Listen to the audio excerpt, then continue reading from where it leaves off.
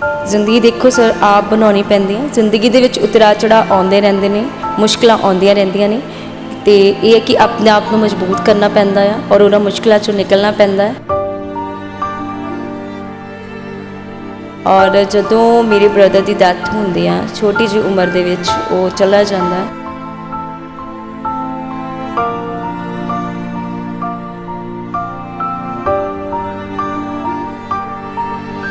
ਜਿਨ੍ਹਾਂ ਨੇ ਮੈਨੂੰ ਬਹੁਤ ਕੁਝ ਇੱਦਾਂ ਦਾ ਬੋਲਿਆ, ਬੜਾ ਮਿਸਬਿਹੇਵ ਕੀਤਾ।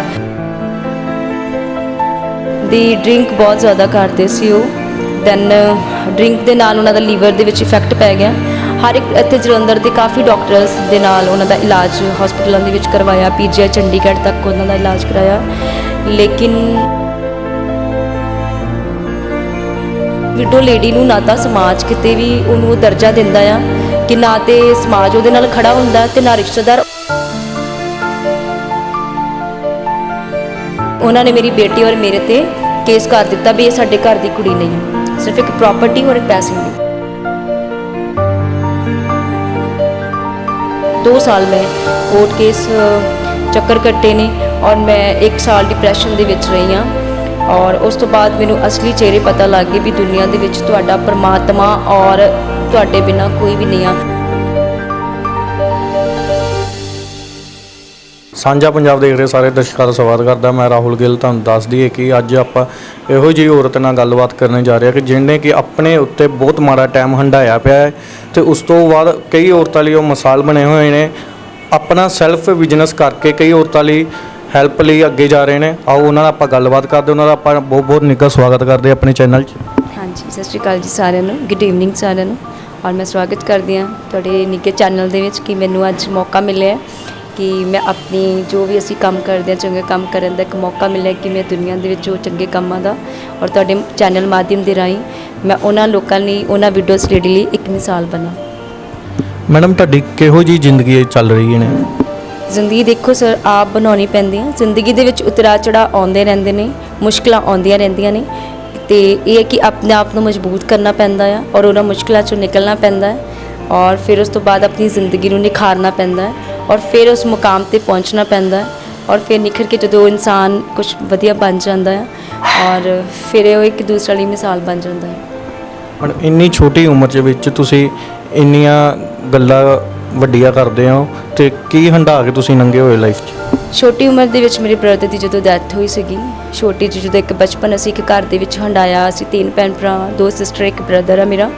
ਤੇ ਜਦੋਂ ਮੇਰੇ ਬ੍ਰਦਰ 18 ਸਾਲ ਦਾ ਸੀ ਔਰ ਮੈਂ 21, ਉਹਦੇ ਤੋਂ 4 ਸਾਲ ਵੱਡੀ ਸੀ ਮੈਂ।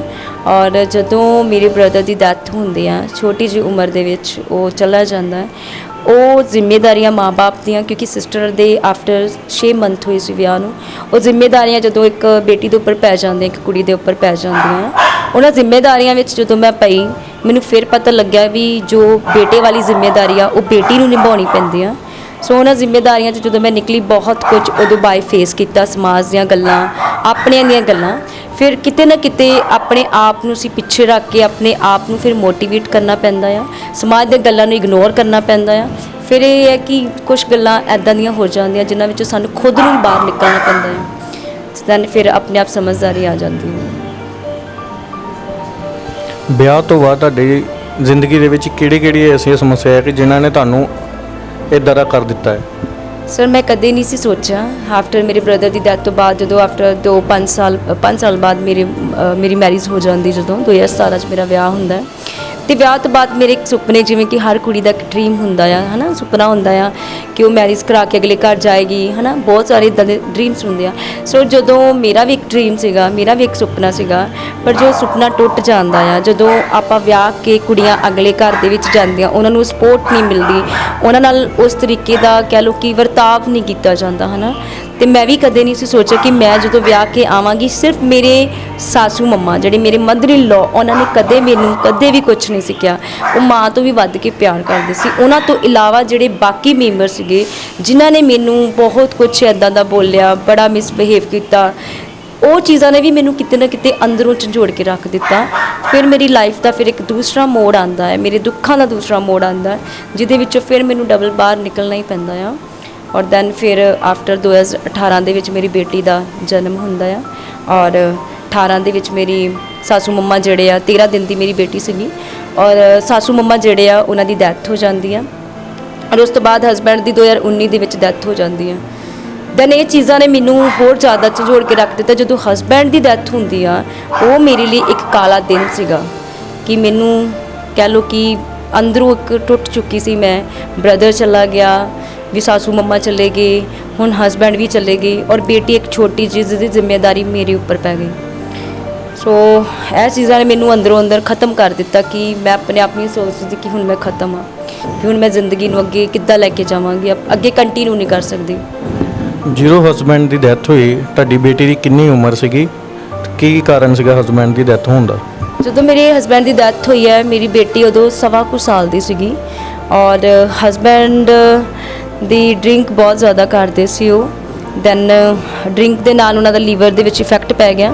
ਹਰ ਇੱਕ ਇੱਥੇ ਜਲੰਧਰ ਦੇ ਕਾਫੀ ਡਾਕਟਰਸ ਦੇ ਨਾਲ ਉਹਨਾਂ ਦਾ ਇਲਾਜ ਹਸਪੀਟਲਾਂ ਦੇ ਵਿੱਚ ਕਰਵਾਇਆ, ਪੀਜੀਆਈ ਚੰਡੀਗੜ੍ਹ ਤੱਕ ਉਹਨਾਂ ਦਾ ਇਲਾਜ ਕਰਾਇਆ, ਲੇਕਿਨ ਪੈਸਾ ਵੀ ਕਾਫੀ ਚਲੋ ਅਸੀਂ ਲਗਾਇਆ ਲੇਕਿਨ ਉਹ ਨਹੀਂ ਬਚ ਸਕੇ। ਉਹਨਾਂ ਦੀ ਡੈਥ ਤੋਂ ਬਾਅਦ ਮੇਰੀ ਇੱਕ ਸਿਸਟਰ ਇਨ ਲਾਅ ਸੀਗੀ, ਉਹਨਾਂ ਦੇ ਹਸਬੈਂਡ ਹੈ ਨਾ, ਸਾਨੂੰ ਉਮੀਦ ਸੀਗੀ ਵੀ ਚਲੋ ਜੋ ਹੋ ਗਿਆ ਹੁਣ ਖਤਮ ਹੈ, ਲੇਕਿਨ ਇੱਕ ਉਮੀਦ ਜਿੱਦਾਂ ਮੈਨੂੰ ਜਾਗੀ ਵੀ ਮੇਰੇ ਸਿਸਟਰ ਇਨ ਲਾਅ ਉਹਨਾਂ ਦੇ ਹਸਬੈਂਡ ਚਲੋ ਸਾਡੇ ਭੈਣ ਭਰਾ ਵਾਂਗੂ ਹੁਣ ਅਸੀਂ ਰਵਾਂਗੇ। ਲੇਕਿਨ ਆਫਟਰ ਉਹਨਾਂ ਨੇ ਵੀ ਬੇਟੀ ਦੇ ਉੱਪਰ ਇੱਕ ਕੇਸ ਕਰ ਦਿੱਤਾ ਵੀ ਸਾਡੀ ਕਹਿ ਲਓ ਕਿ ਘਰ ਦੀ ਕੁੜੀ ਨਹੀਂ ਆ, ਇਹ ਸਾਡੀ ਨੂੰਹ ਨਹੀਂ ਆ, ਉਹ ਸਾਡੀ ਬੇਟੀ ਨਹੀਂ ਆ। ਤੇ ਮੈਂ ਇਹੀ ਦਰਦ ਨੂੰ ਵੀ ਪਿੱਛੋਂ ਇੰਨੇ ਦੁੱਖਾਂ ਦੇ ਵਿੱਚੋਂ ਫਿਰ ਅੱਗੇ ਨਿਕਲਣਾ ਔਰ ਅੱਗੇ ਫਿਰ ਉਹ ਦੁੱਖ ਪੈ ਜਾਂਦੇ ਆ। ਹੁਣ ਜਦੋਂ ਹਸਬੈਂਡ ਹੀ ਚਲਾ ਜਾਂਦਾ ਉਸ ਵਿਡੋ ਲੇਡੀ ਨੂੰ ਨਾ ਤਾਂ ਸਮਾਜ ਕਿਤੇ ਵੀ ਉਹਨੂੰ ਉਹ ਦਰਜਾ ਦਿੰਦਾ ਆ ਕਿ ਨਾ ਤੇ ਸਮਾਜ ਉਹਦੇ ਨਾਲ ਖੜਾ ਹੁੰਦਾ ਤੇ ਨਾ ਰਿਸ਼ਤੇਦਾਰ ਔਰ ਇਨ-ਲॉज ਦੇ ਵਿੱਚ ਵੀ ਮੈਨੂੰ ਉਹ ਉਮੀਦ ਜਿਹੜੀ ਸੀਗੀ ਆਪਣੀ ਸਿਸਟਰ ਇਨ ਲਾਅ ਤੇ ਉਹ ਵੀ ਟੁੱਟ ਗਈ ਕਿ ਉਹਨਾਂ ਨੇ ਮੇਰੀ ਬੇਟੀ ਔਰ ਮੇਰੇ ਤੇ ਕੇਸ ਕਰ ਦਿੱਤਾ ਵੀ ਇਹ ਸਾਡੇ ਘਰ ਦੀ ਕੁੜੀ ਨਹੀਂ ਆ, ਸਿਰਫ ਇੱਕ ਪ੍ਰਾਪਰਟੀ ਔਰ ਇੱਕ ਪੈਸੇ ਲਈ। ਇੱਕ ਔਰਤ ਹੋਣ ਦੇ ਨਾਂ ਤੇ ਜਦੋਂ ਤੁਹਾਡੇ ਹਸਬੈਂਡ ਦੀ ਡੈਥ ਹੋ ਗਈ ਉਸ ਤੋਂ ਬਾਅਦ ਦਰਦ ਨਾਲ ਕਿਹੜੀ ਇੱਦਾਂ ਦੀ ਘਟਨਾ ਸੀਗੀ ਕਿ ਜਿਹਨੇ ਤੁਹਾਨੂੰ ਇੱਦਾਂ ਦਾ ਬਣਾ ਦਿੱਤਾ? ਦੇਖੋ ਜੀਵਨ ਦੇ ਵਿੱਚ ਜਦੋਂ ਘਟਨਾਵਾਂ ਹੁੰਦੀਆਂ ਨੇ ਹਨਾ, ਅਸੀਂ ਪਰਮਾਤਮਾ ਤੋਂ ਇੱਕ ਚੀਜ਼ ਮੰਗਦੇ ਹਾਂ ਕਿ ਦੇਣ ਵਾਲਾ ਵੀ ਉਹੀ ਹੈ ਤੇ ਖੋਣ ਵਾਲਾ ਵੀ ਪਰਮਾਤਮਾ ਹੀ ਆ। ਸੋ ਮੈਂ ਹਮੇਸ਼ਾ ਸਬਰ ਦਾ ਫਲ ਜਿਹਨੂੰ ਕਹਿੰਦੇ ਨੇ, ਮੈਂ ਕਦੇ ਵੀ ਨਹੀਂ ਸੋਚਿਆ ਵੀ ਮੈਨੂੰ ਜਦੋਂ ਵੀ ਛੋਟੇ ਛੋਟੇ ਦੁੱਖ ਆਉਂਦੇ ਰਹੇ ਨਾ ਤੇ ਮੈਂ ਕਹਿੰਦੀ ਸੀ ਪਰਮਾਤਮਾ ਦਾ ਭਾਣਾ ਮਿੱਠਾ ਬਣ ਕੇ ਅਸੀਂ ਮੰਨਣਾ ਹੀ ਪੈਂਦਾ ਵਾ ਹਨਾ। ਤੇ ਮੈਂ ਵੀ ਜਦੋਂ ਹਸਬੈਂਡ ਦੀ ਡੈਥ ਹੋ ਜਾਂਦੀ ਹੈ ਨਾ ਤੇ ਉਸ ਤੋਂ ਬਾਅਦ ਮੇਰੀ ਇੱਕ ਸਿਸਟਰ ਇਨ ਲਾਅ ਸੀਗੀ ਜਿਨ੍ਹਾਂ ਨੇ ਸਾਡੇ ਤੇ ਕੇਸ ਕਰ ਦਿੱਤਾ। ਚਲੋ ਮੈਨੂੰ ਜੋ ਮਰਜ਼ੀ ਬੋਲਦੇ, ਮੇਰੀ ਫਾਈਟ ਉਹਨਾਂ ਨਾਲ ਫਾਈਟ ਹੁੰਦੀ, ਮੈਂ ਲੜਦੀ, ਮੇਰੇ ਨਾਲ ਜੋ ਮਰਜ਼ੀ ਕਹਿੰਦੇ, ਲੇਕਿਨ ਛੋਟੇ ਜਿਹੇ ਬੱਚੇ ਨਾਲ ਵੀ ਉਹਨਾਂ ਨੇ ਫਾਈਟ ਕੀਤੀ ਕਿ ਇਹ ਤਾਂ ਸਾਡੇ ਘਰ ਦੀ ਪੋਤਰੀ ਨਹੀਂ ਆ, ਇਹ ਤਾਂ ਮੇਰੇ ਭਰਾ ਦੀ ਕੁੜੀ ਨਹੀਂ ਆ। ਕਿਤੇ ਨਾ ਕਿਤੇ ਉਸ ਜਿਹੜੀ ਘਟਨਾ ਨੇ ਜਿਹੜੀ ਉਹਨਾਂ ਨੇ ਗੱਲ ਕੀਤੀ ਉਹਨੇ ਮੈਨੂੰ ਹੋਰ ਅੰਦਰੋਂ ਝੰਜੋੜ ਕੇ ਰੱਖ ਦਿੱਤਾ ਔਰ ਮੈਂ 2 ਸਾਲ ਮੈਂ ਕੋਰਟ ਕੇਸ ਚੱਕਰ ਕੱਟੇ ਨੇ ਔਰ ਮੈਂ 1 ਸਾਲ ਡਿਪਰੈਸ਼ਨ ਦੇ ਵਿੱਚ ਰਹੀ ਹਾਂ।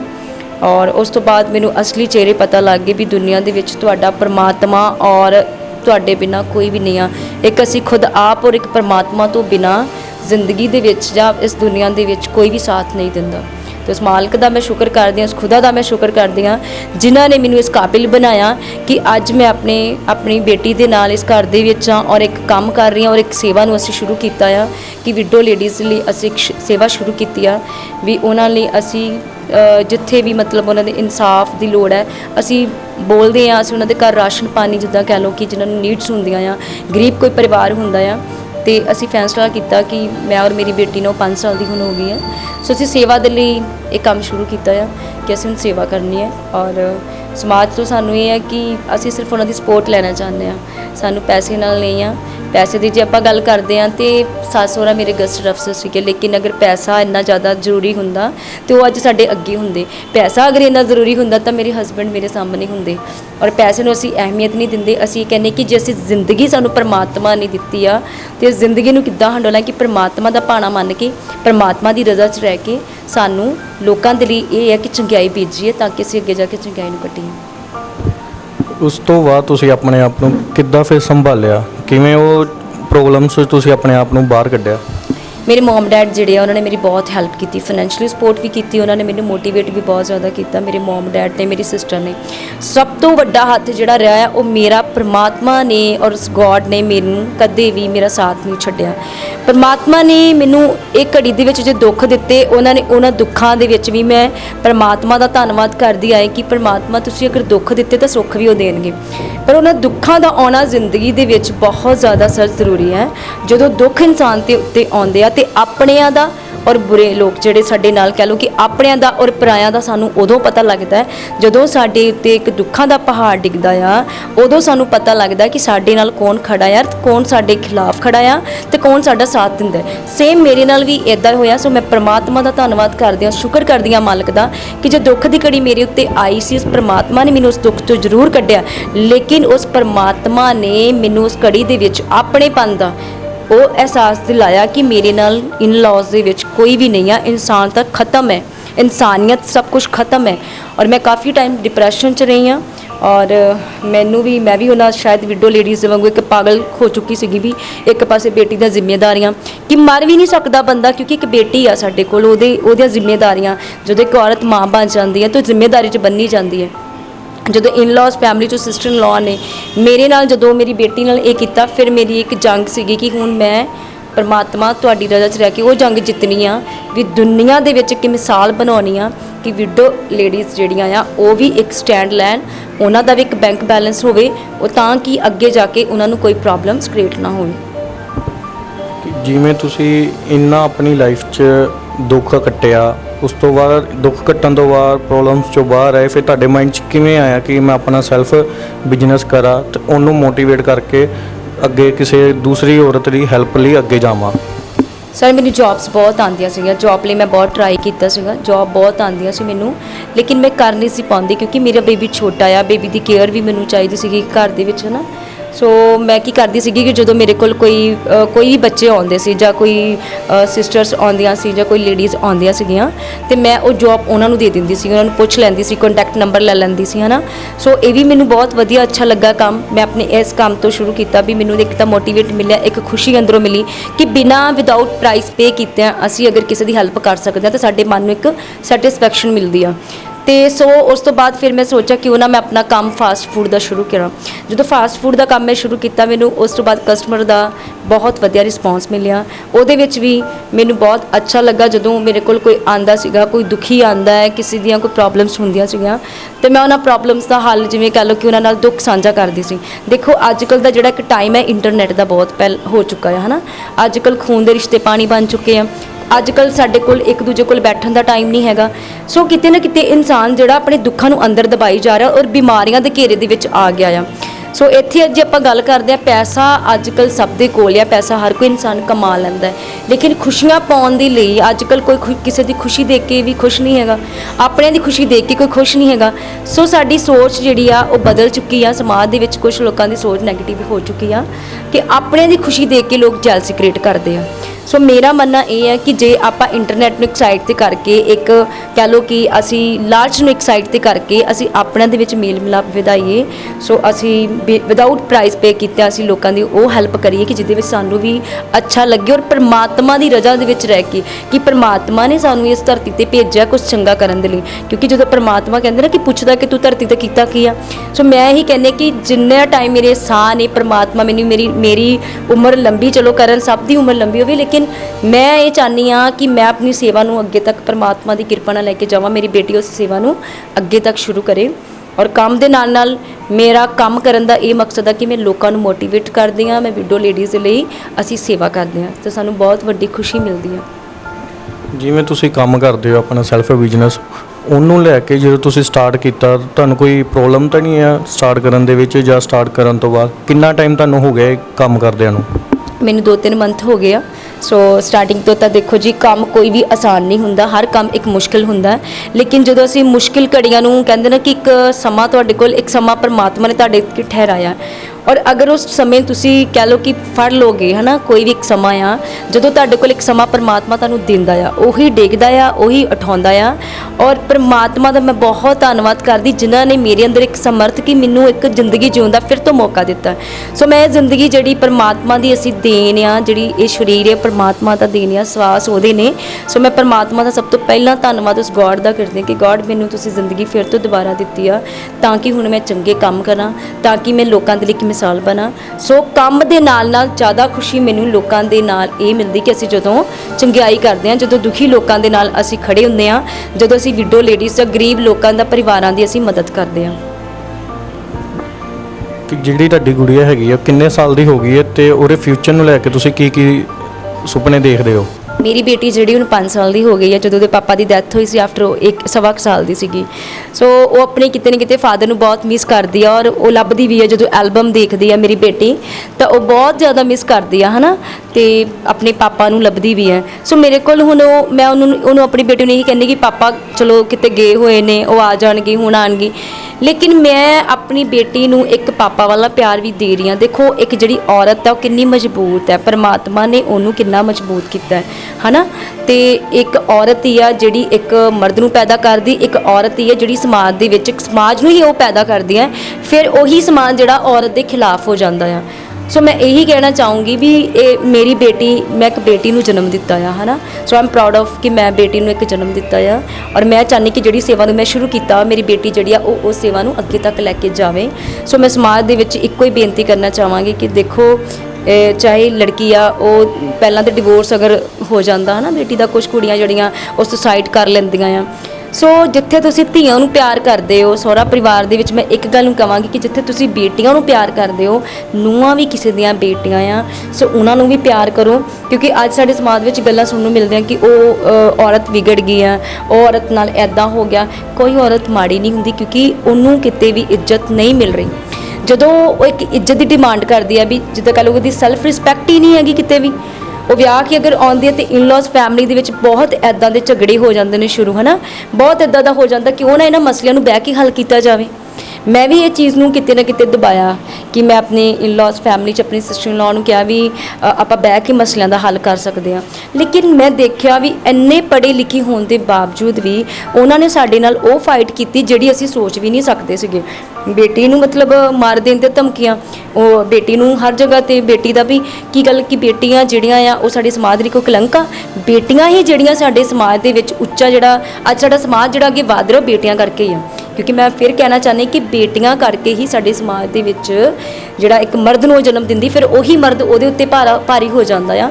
ਸੋ ਕਿਤੇ ਨਾ ਕਿਤੇ ਮੈਂ ਨਹੀਂ ਕਹਿੰਦੀ ਕਿ 100% ਔਰਤ ਵੀ ਗਲਤ ਹੈ, ਕਿਤੇ ਨਾ ਕਿਤੇ ਮਰਦ ਦੀ ਵੀ ਗਲਤੀ ਆ। ਦੋਨਾਂ ਨੂੰ ਬਹਿ ਕੇ ਆਪਣੀਆਂ ਗੱਲਾਂ ਨੂੰ ਸੁਲਝਾ ਲੈਣਾ ਚਾਹੀਦਾ ਆ, ਤਾਂ ਕਿ ਸਾਡੇ ਸਮਾਜ ਦੇ ਵਿੱਚ 2% ਜਿਹੜੀਆਂ ਮਿਸਟੇਕਸ ਹੋ ਰਹੀਆਂ ਆ ਕਿ ਘਰ ਟੁੱਟ ਰਹੇ ਆ, ਉਹ ਬਹਿ ਕੇ ਅਗਰ ਮਸਲੇ ਹੱਲ ਹੋ ਜਾਣ ਤਾਂ ਬਹੁਤ ਵਧੀਆ। ਔਰ ਔਰਤ ਨੂੰ ਵੀ ਇੱਜ਼ਤ ਦੇਵੋ, ਕਿਉਂਕਿ ਔਰਤ ਤੁਹਾਡੀ ਇੱਕ ਪ੍ਰਾਪਰਟੀ ਹੈ, ਠੀਕ ਹੈ। ਔਰਤ ਜਿਹੜੀ ਉਹ ਤੁਹਾਡੀ ਇੱਕ ਪ੍ਰਾਪਰਟੀ ਹੈ, ਉਹ ਇੱਕ ਤੁਹਾਨੂੰ ਇੱਕ ਨਵੇਂ ਜੀਵਨ ਦੀ ਸ਼ੁਰੂਆਤ ਕਰਦੀ ਕਿ ਤੁਹਾਡੀ ਲਾਈਫ ਦੇ ਵਿੱਚ ਜਿਵੇਂ ਇੱਕ ਬੱਚੇ ਦਾ ਜਨਮ ਹੁੰਦਾ ਹੈ ਨਾ, ਤਾਂ ਸਮਾਜ ਦੇ ਵਿੱਚ ਜਦੋਂ ਇੱਕ ਬੱਚਾ ਆਉਂਦਾ ਆ, ਦੋਨਾਂ ਦੀ ਉਹਨਾਂ ਨੂੰ ਨੀਡਸ ਹੁੰਦੀਆਂ, ਮਾਂ-ਬਾਪ ਦੋਨਾਂ ਦੀ, ਅਤੇ ਸਮਾਜ ਵਿੱਚ ਤੁਹਾਡਾ ਆਉਣਾ ਇੱਕ ਲੇਡੀ ਦੇ ਲਈ ਆ। ਸੋ ਮੈਂ ਇਹੀ ਕਹਿਣਾ ਚਾਹੂੰਗੀ ਆਪਣੇ ਸਮਾਜ ਨੂੰ, ਜੋ ਵੀ ਇਹ ਮੇਰੀ ਵੀਡੀਓ ਨੂੰ ਸੁਣਨ, ਕਿ ਸਮਾਜ ਦੇ ਵਿੱਚ ਔਰਤਾਂ ਨੂੰ ਉਹੀ ਦਰਜਾ ਦਿਓ ਤਾਂ ਕਿ ਸਾਡੇ ਲਾਈਫ, ਸਾਡੀ ਜ਼ਿੰਦਗੀ ਵਿੱਚ ਜੋ ਵੀ ਮੁਸ਼ਕਲਾਂ ਆ ਰਹੀਆਂ ਆ ਜਾਂ ਸਾਡੇ ਸਮਾਜ ਦੇ ਵਿੱਚ ਘਰ ਟੁੱਟ ਰਿਹਾ, 100% ਉਹ ਘਰ ਕਦੇ ਨਹੀਂ ਟੁੱਟਣਗੇ ਜਦੋਂ ਇਸ ਸਮਾਜ ਦੇ ਵਿੱਚ ਔਰਤਾਂ ਨੂੰ ਇੱਜ਼ਤ ਮਿਲੇਗੀ। ਤੁਸੀਂ ਇਸ ਇੰਨੀ ਛੋਟੀ ਉਮਰ 'ਚ ਵਿਧਵਾ ਹੋਣ ਤੋਂ ਬਾਅਦ ਤੁਹਾਨੂੰ ਕਿਸੇ ਨੇ ਗਲਤ ਨਜ਼ਰੀਏ ਦੇ ਨਾਲ ਤਾਂ ਨਹੀਂ ਦੇਖਿਆ? ਦੇਖੋ ਸਰ, ਦੇਖਦੇ ਤਾਂ ਸਾਰੇ ਹੀ ਆ। ਦੇਖੋ ਅੱਜ ਅਗਰ ਕੋਈ ਔਰਤ ਇਕੱਲੀ ਕਿਤੇ ਜਾ ਰਹੀ ਆ ਹੈ ਨਾ, ਮੰਨ ਲਓ ਕਿ ਹੁਣ ਨਾਈਟ ਦੇ ਵਿੱਚ ਆਫਿਸ ਖੁੱਲ੍ਹੇ ਆ, ਕਈ ਨਾਈਟ ਦੇ ਵਿੱਚ ਕਾਫੀ ਕੰਮ ਨਾਈਟ ਦੇ ਵਿੱਚ ਹੁੰਦੇ, ਜ਼ਰੂਰੀ ਨਹੀਂ ਹੈ ਨਾ ਵੀ ਕਾਫੀ ਇੱਦਾਂ ਦੇ ਕੰਮ ਜਿਹੜੇ ਆ ਉਹ ਨਾਈਟ ਦੇ ਵਿੱਚ ਹੈ ਨਾ, ਆਫਿਸ ਖੁੱਲ੍ਹੇ ਆ ਜਾਂ ਕੰਪਨੀਜ਼ ਵੀ ਖੁੱਲ੍ਹਦੀਆਂ ਨੇ, ਕਈਆਂ ਦੀ ਨਾਈਟ ਸ਼ਿਫਟ ਵੀ ਹੁੰਦੀ ਆ। ਸੋ ਮੈਂ ਆਪਣੀ ਲਾਈਫ 'ਚ ਇੱਕ ਚੀਜ਼ ਨੂੰ ਨੋਟ ਕੀਤਾ ਵੀ ਅਸੀਂ ਸੁਣਿਆ ਸੀ ਪਹਿਲਾਂ, ਲੇਕਿਨ ਜਦੋਂ ਹੁੰਦਾ ਨਾ ਆਪਣੇ ਨਾਲ ਬੀਤਦੀ ਆ, ਫਿਰ ਮੈਨੂੰ ਪਤਾ ਲੱਗਾ ਵੀ ਆਪਣੇ ਸਮਾਜ ਦੇ ਵਿੱਚ ਔਰਤਾਂ ਨਾਲ ਕਿਉਂ ਇੰਨਾ ਮਾੜਾ ਹੁੰਦਾ ਪਿਆ ਆ। ਵੀ ਜਦੋਂ ਇੱਕ ਔਰਤ ਜਿਹੜੀ ਆ ਉਹ ਨਾਈਟ 'ਤੇ ਜਾਂਦੀ ਤੇ ਲੋਕ ਉਹਨੂੰ ਕਹਿੰਦਾ ਵੀ ਇਹ ਗਲਤ ਹੈ, ਫਿਰ ਔਰਤ ਕਿਉਂ ਨਾ ਬੋਲੇ? ਫਿਰ ਔਰਤ ਨੇ ਤੇ ਫਿਰ ਗਲਤ ਹੋਣਾ ਹੀ ਹੋਇਆ।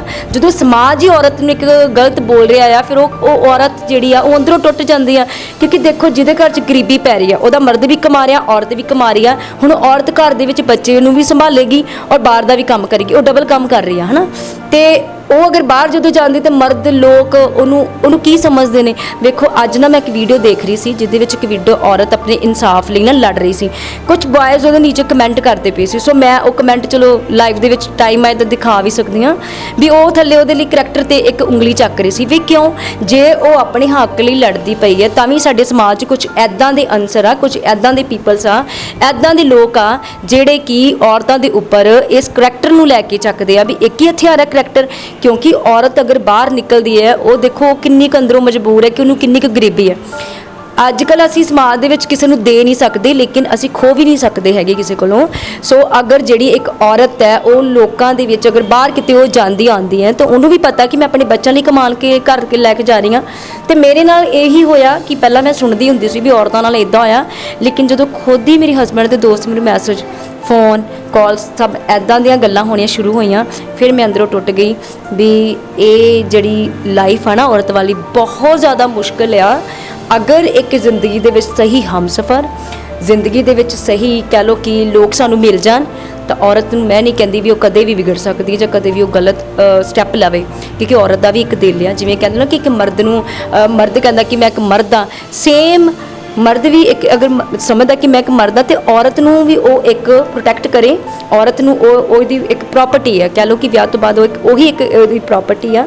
ਸੋ ਇਹੀ ਆ ਸਮਾਜ ਦੇ ਵਿੱਚ ਮੈਂ ਕਹਿਣਾ ਚਾਹੁੰਦੀ ਹਾਂ ਵੀਡੀਓਜ਼ ਦੇ ਵਿੱਚ ਵੀ ਕਿ ਔਰਤ ਔਰ ਮਰਦ ਦੋਨਾਂ ਨੂੰ ਬੈਠ ਕੇ ਆਪਣੇ ਪ੍ਰੋਬਲਮਸ ਨੂੰ ਹੱਲ ਕਰਨਾ ਚਾਹੀਦਾ ਆ। ਔਰ ਇਨ-ਲॉज ਦੇ ਵਿੱਚ ਸਹੁਰਾ ਪਰਿਵਾਰ ਨੂੰ ਵੀ ਔਰਤ ਨੂੰ ਉਹ ਦਰਜਾ ਦੇਣਾ ਚਾਹੀਦਾ ਆ, ਠੀਕ ਹੈ, ਔਰ ਬੇਟੀਆਂ ਦੀ ਤਰ੍ਹਾਂ ਰੱਖਣਾ ਚਾਹੀਦਾ ਆ ਤਾਂ ਕਿ ਔਰਤ ਜਿਹੜੀ ਆ ਉਹਦਾ ਵੀ ਇੱਕ ਦਰਜਾ ਉੱਪਰ ਲੈਵਲ ਤੇ ਜਾਵੇ। ਸਮਾਜ ਦੇ ਵਿੱਚ ਤੁਸੀਂ ਦੇਖ ਰਹੇ ਹੋ ਬਹੁਤ ਸਾਰੀਆਂ ਐਸੀਆਂ ਔਰਤਾਂ ਜਿਹੜੀਆਂ ਕਿ ਤੁਹਾਡੇ ਵਾਂਗੂ ਨੇ ਸੇਮ, ਕਿ ਉਹਨਾਂ ਨੂੰ ਤੁਸੀਂ ਕੀ ਮੈਸੇਜ ਦੇਣਾ ਚਾਹੁੰਦੇ ਹੋ? ਮੈਂ ਇਹੀ ਮੈਸੇਜ ਦੇਣਾ ਚਾਹੁੰਦੀ ਹਾਂ ਕਿ ਜਿਹੜੀਆਂ ਔਰਤ ਸੁਸਾਈਡ ਕਰ ਲੈਂਦੇ ਆ ਔਰ ਪਿੱਛੇ ਬਹੁਤ ਕੁਝ ਬੱਚਾ ਨੇ ਛੱਡ ਜਾਂਦੀਆਂ ਕਿ ਬੱਚੇ ਦੁੱਖਾਂ 'ਚ ਰੁਲੀ ਜਾਂਦੇ ਪਏ ਨੇ। ਸੋ ਮੈਂ ਕਹਿੰਦੀ ਕਿ ਪਰਮਾਤਮਾ ਇਹ ਟਾਈਮ ਕਦੀ ਵੀ ਕਿਸੇ ਤੇ ਨਾ ਆਵੇ, ਠੀਕ ਹੈ, ਕਿ ਔਰਤਾਂ ਤੇ ਪਹਿਲਾਂ ਹੀ ਦੁੱਖ ਦੇ ਟਾਈਮ ਤੋਂ ਬਹੁਤ ਹਰ ਮੰਥਲੀ ਉਹਨੂੰ ਨਿਕਲਣਾ ਪੈਂਦਾ ਔਰਤ ਨੂੰ, ਠੀਕ ਹੈ। ਹਰ ਟਾਈਮ ਔਰਤ ਨੂੰ ਹਰ ਇੱਕ ਚੀਜ਼ ਨੂੰ ਉਹ ਸੋਚਦੀ ਆ ਕਿ ਮੈਂ ਅੱਜ ਆਹ ਕਰ ਲਾਂ, ਮੈਂ ਉਹ ਕੰਮ ਕਰ ਲਾਂ, ਬਹੁਤ ਦੁੱਖਾਂ ਦੇ ਪਹਾੜ ਆ। ਤੇ ਕਿਉਂ ਨਾ ਔਰਤਾਂ ਦੇ ਲਈ ਮੈਂ ਇਹੀ ਗੱਲ ਕਹਿਣਾ ਚਾਹੁੰਦੀ ਹਾਂ ਕਿ ਔਰਤ ਨਾ ਜਿਹੜੀ ਆ ਉਹ ਅੰਦਰੋਂ ਇੱਕ ਟੁੱਟ ਚੁੱਕੀ ਹੁੰਦੀ ਆ, ਹੈ ਨਾ। ਤੇ ਮੈਂ ਇਹੀ ਕਹਿਣਾ ਚਾਹੁੰਦੀ ਕਿ ਜਿਹੜੀਆਂ ਔਰਤਾਂ ਸੁਸਾਈਡ ਕਰ ਲੈਂਦੀਆਂ ਆ ਜਾਂ ਜਿਹੜੀਆਂ ਔਰਤਾਂ 'ਚ ਘਰ ਜਿਹੜੇ ਟੁੱਟ ਰਹੇ ਨੇ, ਤੇ ਇਹ ਟੁੱਟਣ ਦਾ ਕਾਰਨ ਇੱਕ ਇਹੀ ਹੈ ਕਿ ਔਰਤਾਂ ਨੂੰ ਸੈਲਫ ਰਿਸਪੈਕਟ ਨਹੀਂ ਮਿਲਦੀ ਪਈ। ਤਾਂ ਔਰਤ ਜਦੋਂ ਦੂਸਰੇ ਪਾਸੇ ਜਾਂਦੀ ਹੈ ਜਾਂ ਕਿਸੇ ਹੋਰ ਦਾ ਹੱਥ ਫੜਦੀ, ਕਿਉਂ ਫੜਦੀ? ਕਿ ਮੈਨੂੰ ਕਿਤੇ ਨਾ ਕਿਤੇ ਸੈਲਫ ਰਿਸਪੈਕਟ ਮਿਲਦੀ। ਤੇ ਔਰਤ ਨੂੰ ਪਲੀਜ਼ ਬਦਨਾਮ ਨਾ ਕਰਨ। ਔਰ ਇਹ ਹੈ ਕਿ ਹਰ ਇੱਕ ਔਰਤ ਨੂੰ ਸਮਾਜ ਦੇ ਵਿੱਚ ਅੱਗੇ ਲਿਆਂਦਾ ਜਾਵੇ ਕਿ ਅੱਜ ਔਰਤ ਹੀ ਇੱਕ ਡਾਕਟਰ ਵੀ ਹੈ। ਅੱਜ ਔਰਤਾਂ ਜੇ ਆਪਾਂ ਦੇਖਿਆ ਜਾਵੇ ਤਾਂ ਔਰਤਾਂ ਡਾਕਟਰ ਵੀ ਲਈ, ਪੁਲਿਸ ਲਾਈਨ ਦੇ ਵਿੱਚ ਵੀ ਆ, ਬੈਂਕਾਂ ਦੇ ਵਿੱਚ ਵੀ ਕੰਮ ਕਰ ਰਹੀਆਂ ਆ, ਉਹ ਵੀ ਔਰਤਾਂ ਹੈਗੀਆਂ। ਤੇ ਮੈਂ ਕਹਿੰਦੀ ਕਿ ਇੱਕ ਨਾਰਮਲੀ ਔਰਤ ਨੂੰ ਕਿਉਂ ਤੁਸੀਂ ਕਹਿੰਦੇ ਵੀ ਉਹ ਪੜ੍ਹੀ ਲਿਖੀ ਨਹੀਂ ਆ? ਉਹ ਪੜ੍ਹੀ ਲਿਖੀ, ਉਹਦਾ ਦੇਖੋ ਉਹਦੇ ਤੇ ਜੋ ਬੋਝ ਹੈ ਇੱਕ ਪੜ੍ਹੀ ਲਿਖੀ ਔਰ ਇੱਕ ਅਨਪੜ੍ਹਤਾ ਦੇ ਵਿੱਚ ਇਹ ਆ ਕਿ ਜਿਹੜੀ ਔਰਤ ਹੈ ਉਹ ਚਾਹੇ ਪੜ੍ਹੀ ਲਿਖੀ ਹੈ ਚਾਹੇ ਨਹੀਂ ਪੜ੍ਹੀ ਲਿਖੀ, ਲੇਕਿਨ ਉਹਦਾ ਜਿਹੜਾ ਦਰਜਾ ਆ ਉਹ ਸਭ ਤੋਂ ਉੱਪਰ ਹੋਣਾ ਚਾਹੀਦਾ ਹੈ। ਤੁਸੀਂ ਘਰ ਦੇ ਵਿੱਚ ਬਿਜ਼ਨਸ ਕਰਦੇ ਹੋ ਤੇ ਤੁਸੀਂ ਕਿਵੇਂ ਲੋਕਾਂ ਨਾਲ ਕੰਟੈਕਟ ਕਰ ਸਕਦੇ ਹੋ ਕਿ ਜਾਂ ਲੋਕੀ ਤੁਹਾਡੇ ਨਾਲ ਕੋਈ ਕੰਟੈਕਟ ਕਰ ਸਕਦਾ ਹੈ? ਅਸੀਂ ਨਾ ਵਿਜ਼ਿਟਿੰਗ ਕਾਰਡ ਛਪਵਾਏ ਆ। ਸੋ ਮੈਂ ਤੁਹਾਨੂੰ ਦੱਸਿਆ ਕਿ ਪਹਿਲਾਂ ਮੈਂ ਆਪਣੀ ਸ਼ਾਪ ਓਪਨ ਕੀਤੀ ਸੀਗੀ, ਕਾਫੀ ਕਸਟਮਰ ਮੇਰੇ ਨਾਲ ਉੱਥੋਂ ਜੁੜ ਗਏ। ਔਰ ਅਗਰ ਕਿਸੇ ਨੇ ਵੀ ਮੇਰੀ ਸ਼ਾਪ ਤੇ ਜਾਂ ਮੇਰੇ ਘਰ ਇੱਥੇ ਵੈਸੇ ਤਾਂ ਹੁਣ ਮੈਂ ਆਪਣਾ ਮੋਸਟਲੀ ਘਰ ਵਿੱਚ ਹੀ ਆਪਣਾ ਬਿਜ਼ਨਸ ਨੂੰ ਸ਼ੁਰੂ ਕੀਤਾ ਆ। ਜੋ ਕਿਸੇ ਨੇ ਵੀ ਕੋਈ ਟਿਫਨ ਸਰਵਿਸ ਲਵਾਉਣੀ ਹੈ ਜਾਂ ਕਿਸੇ ਨੇ ਵੀ ਕੋਈ ਆਰਡਰ ਕਰਨਾ ਹੈ, ਸੋ ਮੇਰਾ ਕੰਟੈਕਟ ਨੰਬਰ 6283303670 ਮੇਰਾ ਫ਼ੋਨ ਨੰਬਰ ਆ। ਦੈਨ ਅਗਰ ਕਿਸੇ ਨੂੰ ਵੀ ਨੀਡ ਆ, ਕੋਈ ਵਿਡੋ ਲੇਡੀਜ਼ ਹੈ ਜਾਂ ਕੋਈ ਗਰੀਬ ਪਰਿਵਾਰ ਦੇ ਵਿੱਚ ਕੋਈ ਲੜਕੀ ਹੈ ਜਿਹਨੂੰ ਮੈਰਿਜ ਲਈ ਕੋਈ ਚੀਜ਼ ਚਾਹੀਦੀ ਹੋਵੇ ਤਾਂ ਵੀ ਪਲੀਜ਼ ਕੰਟੈਕਟ ਕਰ ਸਕਦੇ। ਜਿੰਨਾ ਸਾਡੇ ਕੋਲ ਹੋ ਸਕਦਾ ਅਸੀਂ ਸੇਵਾ ਕਰਾਂਗੇ, ਅੱਗੇ ਵਧਾਂਗੇ। ਸੋ ਅਸੀਂ ਨਕੋਦਰ ਚੌਂਕ, ਅਵਤਾਰ ਨਗਰ ਤੇ ਸਟਰੀਟ ਨੰਬਰ ਸਾਡਾ 11 ਆ। ਸੋ ਇੱਥੇ ਸਾਡੀ ਜਿਹੜੀ ਉਹ ਸਰਵਿਸ ਟਿਫਨ ਸਰਵਿਸ ਤੋਂ ਲੈ ਕੇ ਹਰ ਇੱਕ ਸਰਵਿਸ ਹੈ। ਫੂਡ ਦਾ ਕੰਮ ਹੈ, ਫਾਸਟ ਫੂਡ ਦਾ, ਅਸੀਂ ਇੱਥੇ ਲੋਕਲ ਸਰਵਿਸ ਕਰਦੇ ਹਾਂ। ਇਹ ਸੀਗੇ ਰਣਜੀਤ ਕੌਰ ਜੀ, ਇਹਨਾਂ ਦੀ ਕਹਾਣੀ ਤੁਹਾਡੇ ਨਾਲ ਸਾਂਝੀ ਕੀਤੀ ਆ। ਕਿਵੇਂ ਇਹਨਾਂ ਦੀ ਸਟੋਰੀ ਤੁਹਾਨੂੰ ਲੱਗੀ ਹੈ ਕਿ ਇਹ ਲਾਈਫ ਨੂੰ ਮੋਟੀਵੇਟ ਵੀ ਕਰਦੇ ਨੇ, ਕਿ ਸਾਨੂੰ ਕਮੈਂਟ ਕਰਕੇ ਜ਼ਰੂਰ ਦੱਸਿਓ। ਜੁੜੇ ਰਹੋ ਸਾਂਝੇ ਪੰਜਾਬ ਨਾਲ।